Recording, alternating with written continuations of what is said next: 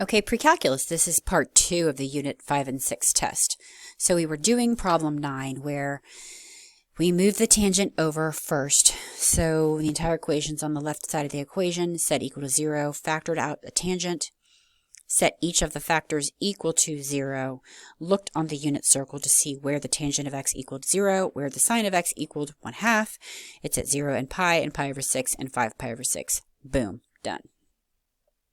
Moving on to number, is there a 10? Yes. All right, so clearly we're going to have to use law of cosines for this one because if I've got an ABC triangle, the length of A, B, and C, they're all given. Great. However, we don't have a pair, so we can't write a proportion. So we are going to have to do, what are we solving for? The measure of angle A. Okay, so I'm going to go ahead and write this out using the law of cosines. So I've got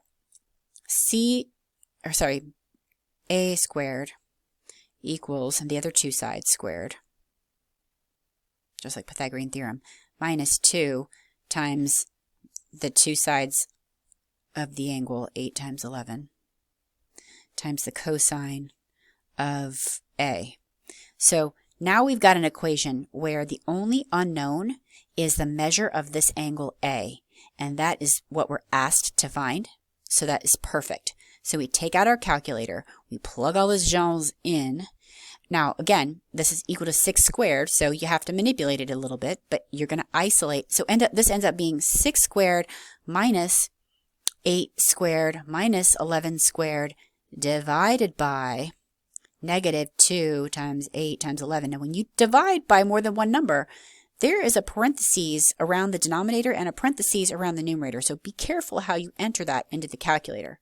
Because if you just go ahead and do 6 squared minus 8 squared minus 11 squared, and then you do times -2 times 8, the calculator thinks you're multiplying when you're actually, if you remember to divide here, but then you forget that either you have to put a parentheses around these numbers to tell the calculator that all those numbers are in the denominator, or then you have to divide by 8 and divide by 11. Okay, so anyway, that's enough for the calculator. If you do it correctly, because you have to do the inverse cosine because you're finding the measure of the angle, you have to isolate the angle, you should get 32.16 degrees. Make sure your calculator is in degree mode, and that is all. Peace out.